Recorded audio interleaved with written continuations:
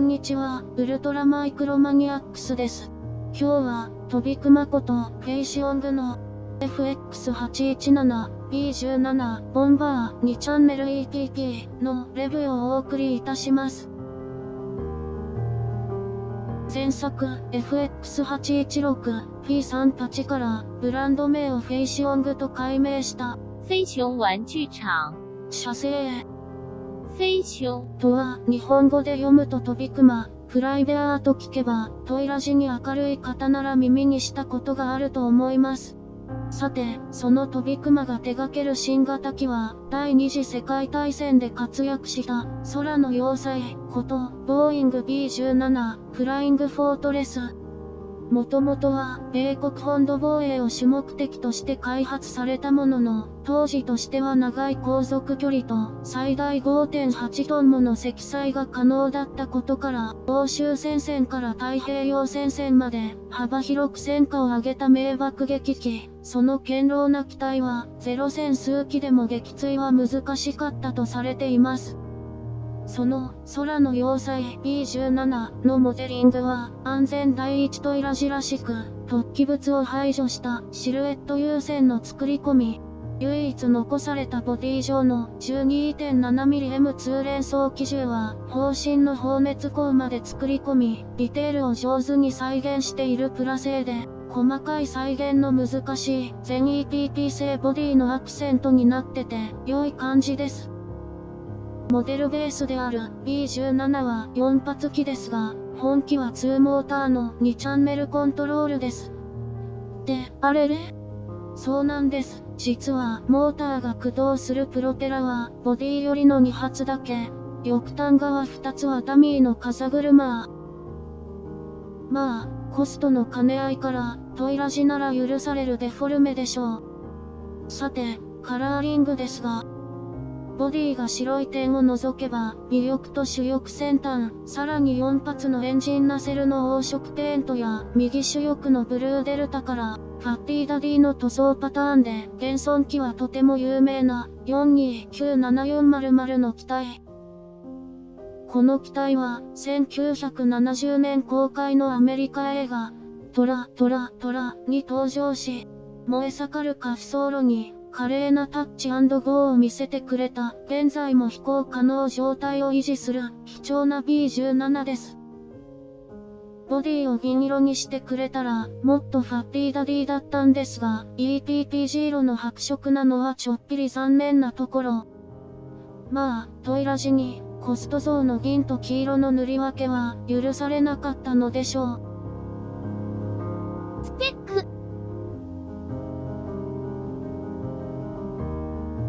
重量は実測で 44.6g。標準的な重量だと思います。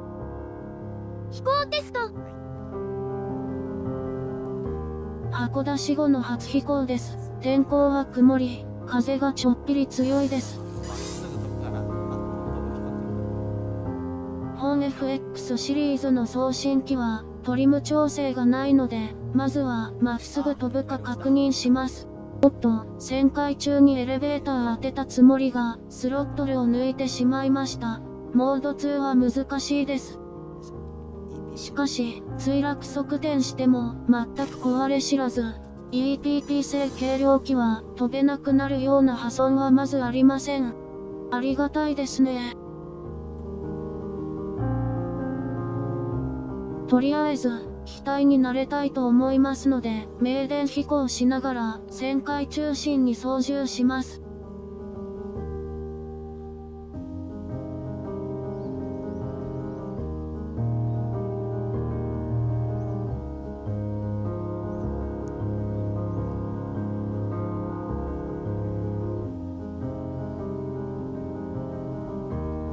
それらしく見える、それらしく見える。ああ。巻き込んだ。なんだ今のは。長すぎるラダーは NG ですね。スロットルを合わせてあげないと巻き込むようです。めっちゃ巻き込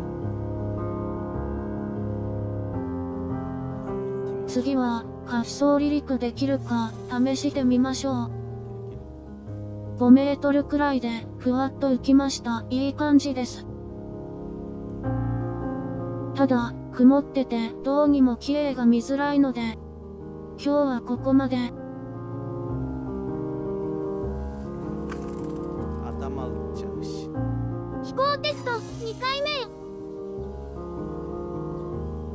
今日は天気も良く、風も穏やかです。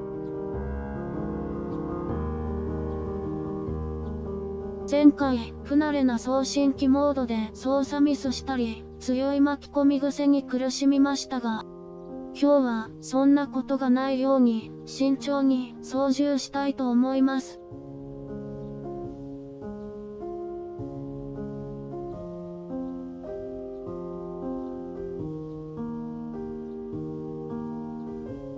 飛び姿がかっこいいですね。感じですね。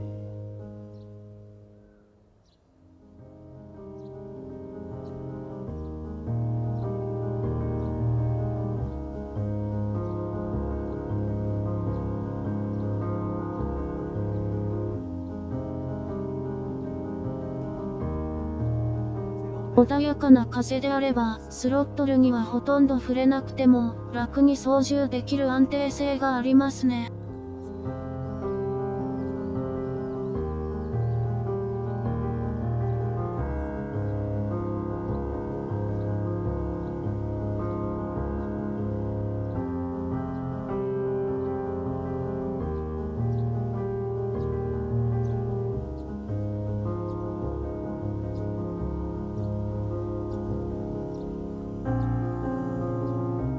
旋回半径も小さめで、結構小回りが効きますし、失速特性も良好で、スロットルの回路変化でも姿勢を乱すことはなく、狙ったコースをオンザレールでトレースさせられる素性の良さが感じられます。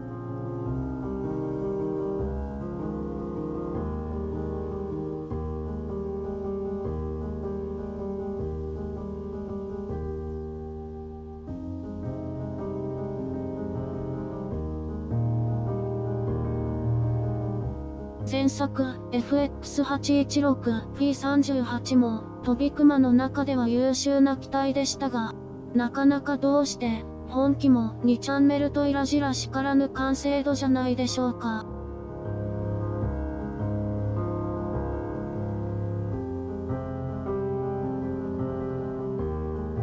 さて、だいぶ慣れてきたので、ちょっと機体を振り回してみます。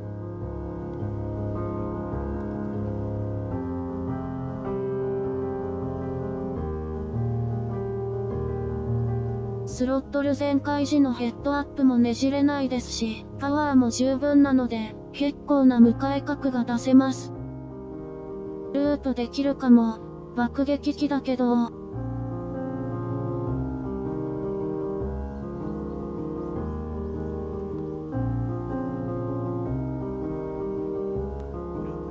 あらあ、ループ成功。爆撃機だけど。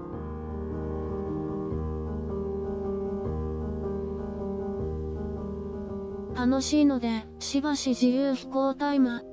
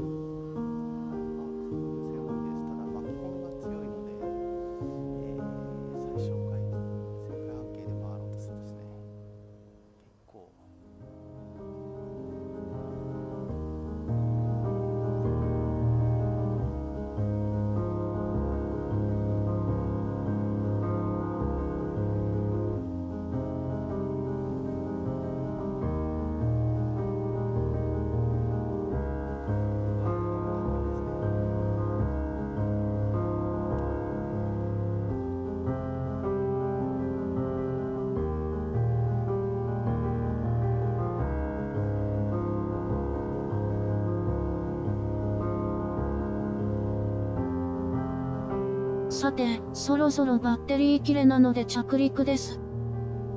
狙ったところにアプローチできるので、甲板への着陸も高い精度で下ろせます。ただ、何度やっても、お辞儀して話すっちゃうんですよね。